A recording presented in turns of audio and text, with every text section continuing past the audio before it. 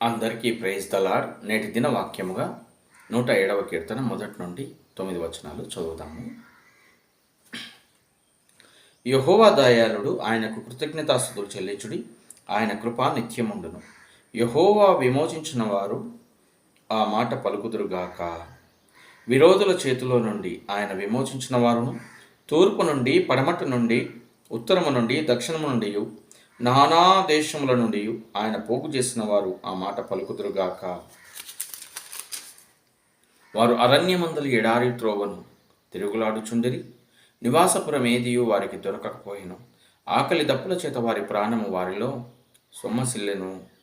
వారు కష్టకాలమందు యెహోవాకు మొరపెట్టిరి, ఆయన వారి ఆపదలో నుండి వారిని విడిపించెను. వారొక నివాసపురము చేరునట్లు చక్కని త్రోవను ఆయన వారిని నడిపించెను. 9వ వచనము. ఏలైనగా ఆశగల ప్రాణమును ఆయన తృప్తిపరిచి ఉన్నాడు, ఆకలి కొనిన వారి ప్రాణమును మేలుతో నింపి ఉన్నాడు. మనము ఈ వచన భాగాల్ని గమనిస్తూ ఉన్నప్పుడు ఇశ్రాయేలీల యొక్క ప్రయాణం మనము గుర్తు చేసుకోవచ్చు. వారి ప్రయాణంలో జరిగినటువంటి సంఘటనలు ఇక్కడ వివరిస్తూ ఉన్నారు.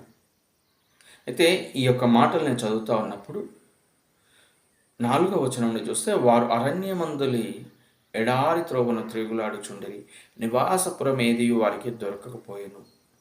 ఆకలి దప్పుల చేత వారి ప్రాణము వారిలో సొమ్మసిల్లెను. వారు కష్టకాలమందు యెహోవాకు మొరపెట్టిరి, ఆయన వారి ఆపదల నుండి వారిని విడిపించెను. వారు ఒక నివాసపురము చేరునట్లు చక్కని త్రోవను ఆయన వారిని నడిపించెను.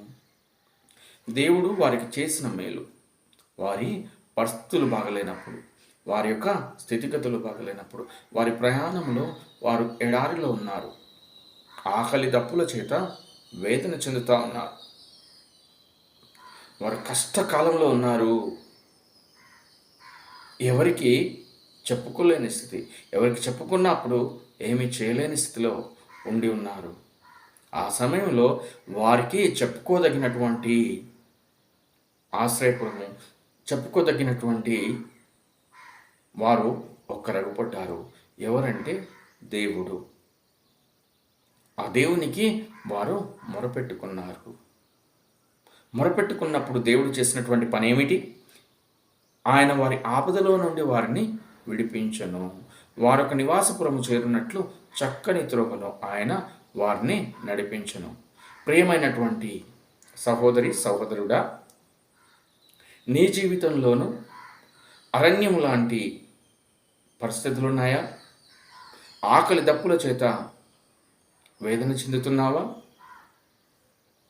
అయోమయమైన పరిస్థితుల గుండా వెళ్తా ఉన్నావా? ఆదరించేవారు ఎవరు లేరు అనుకుంటున్నావా?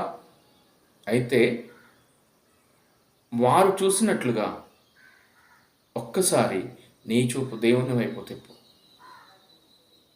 దేవుని వైపు తిప్పి దేవునికి మొరపెట్టిన ఎడల ఆయన కార్యము చేయగలడు.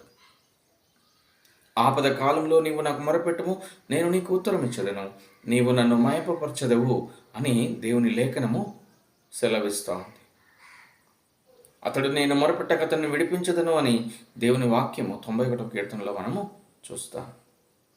మొరను ఆలకించి విడుదలను అనుగ్రహించేవాడు మన దేవుడు, నమ్మదగినవాడు. కనుక ఈ ఉదయకాలము దేవుని పాదాల చెంత మొరపెట్టు.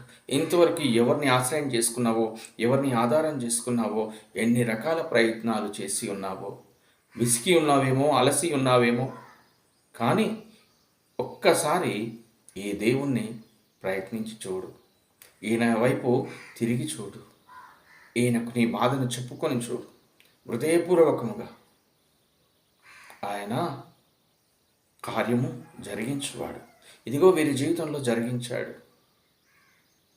వీరిని మేలు వైపు నడిపించాడు. ఒక చక్కని త్రోవను నడిపించాడు. వారి యొక్క ఆశ కలిగిన ప్రాణాన్ని తృప్తిపరిచాడు. వారు ఆహారం కొరకు మొరపెట్టారు, అవసరాల కొరకు మొరపెట్టారు. వారి ప్రయాణంలో దేవుణ్ణి ఆధారం చేసుకున్నారు. వారిని ఒక చక్కని త్రోవను నడిపించాడు. వారిని కానాను దేశంలోనికి నడిపించాడు. నిన్ను నన్ను మనలను సైతము ఒక మంచి ప్రదేశమునకు, ఒక మంచి స్థితిలోనికి, ఒక ఉన్నతమైన స్థితిలోనికి, ఆత్మీయంగా అందరికీ ఆదర్శంగా వండులాగున నడిపించగలిగిన దేవుడు.